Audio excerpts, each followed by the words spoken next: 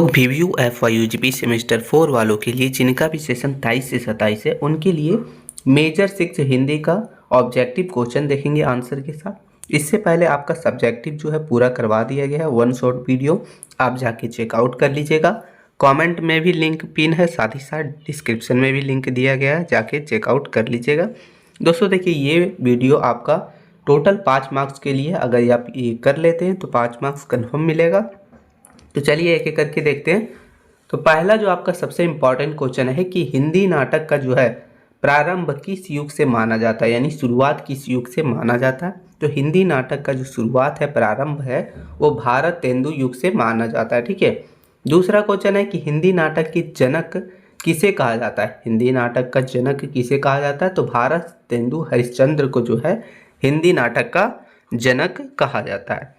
आगे question number तीसरा हम लोग का जो है दोस्तों, वो है कि नाट्य शास्त्र ग्रंथ जो है वो किसके द्वारा लिखा गया था।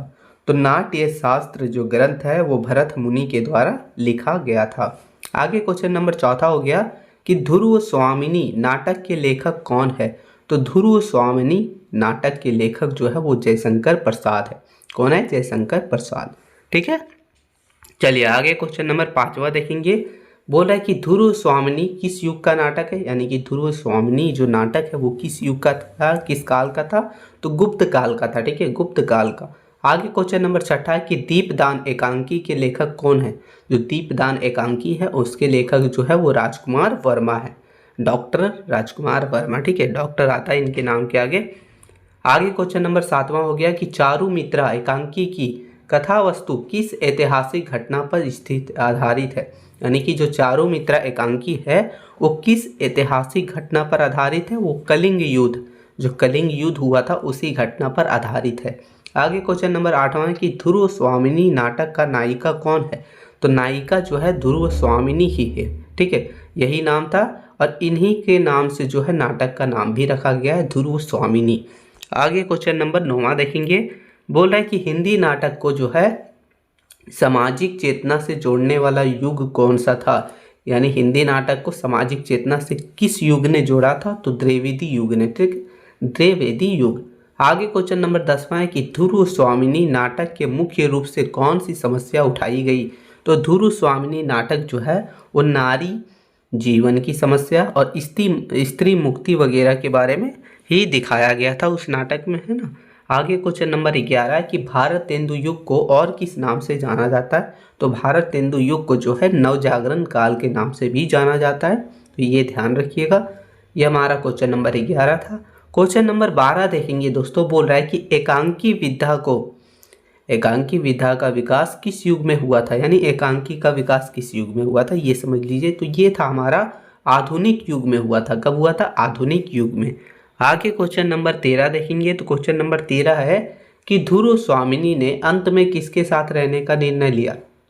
तो जो ध्रुव स्वामिनी थी उसके पति का नाम था रामगुप्त। ठीक है, लेकिन वो जो है उसे नहीं मानता था। आप कहानी पढ़े होंगे, अच्छा से पता था।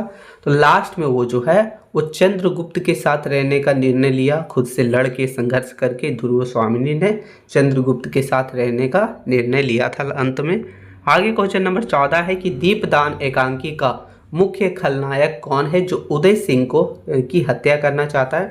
तो जो दीपदान एकांकी है उसमें कौन गुंडा का खलनायक का मतलब पात्र निभाया है जो उदय सिंह की हत्या करना चाहता है। तो बनवीर सिंह जो है वो उदय सिंह का हत्या करना चाहता है। आगे क्वेश्चन नंबर 15 है कि भवई जो लोकनाट्य है वो किस राज्य में ये फेमस है। तो गुजरात में ये फेमस है। ठीक है, भवई, ध्यान रहेगा। आगे क्वेश्चन नंबर 16 हो जाता है हम लोग का कि ध्रुव स्वामिनी में मंदाकिनी कौन है। जो मंदाकिनी नाम का जो पात्र है वो कौन है। तो वो चंद्रगुप्त जो है उसकी बहन। ठीक है, चंद्रगुप्त की बहन का नाम मंदाकिनी है ध्रुव स्वामिनी नाटक में। आगे क्वेश्चन नंबर 17 है कि दीपदान एकांकी में चंदन किसका पुत्र था, यानी कि जो चंदन है इस एकांकी में वो किसका पुत्र था। तो पनाधय का। किसका था? पनाधय का। आगे क्वेश्चन नंबर 18 देखेंगे दोस्तों कि यात्रा या फिर इसे जात्रा बोलते हैं, ये लोकनाट्य है वो कहाँ प्रसिद्ध है। तो ये बंगाल के लिए। ठीक है, ये बंगाल में सबसे ज़्यादा प्रसिद्ध लोकनाट्य है। आगे क्वेश्चन नंबर 19 देखेंगे। बोल रहा है कि दीपदान एकांकी की प्रधान नायिका कौन है जो एक धाय माँ भी है, तो देखिए पनाद है, ठीक है।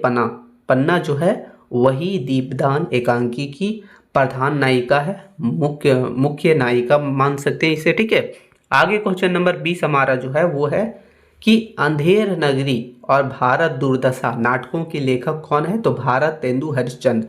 कई बार जो है एग्जाम में सिर्फ पूछेगा कि अंधेर नगरी नाटक के लेखक कौन है, तब भी भारत तेंदु हरिश्चंद्र। हो सकता है कई बार सिर्फ एक ही चीज़ पूछ ले कि भारत दुर्दशा नाटक के लेखक कौन है, तब भी भारत तेंदु हरिश्चंद्र। यानी इसमें जो है वो 2 क्वेश्चन अटैच करके आपको बताया गया है।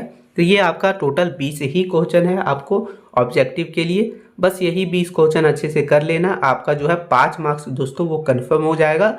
और साथ ही साथ सब्जेक्टिव जरूर से जरूर एक बार चेकआउट कर लीजिएगा, उसमें जो है जो इंपॉर्टेंट क्वेश्चन था क्वेश्चन के साथ आंसर भी करवाया गया है। डिस्क्रिप्शन में लिंक है और जाके आप जो है टेलीग्राम को भी ज्वाइन कर लीजिएगा, वहाँ आपको इसका PDF वगैरह भी मिल जाएगा। मिलते हैं नई वीडियो में, तब तक के लिए जय हिंद मित्रों।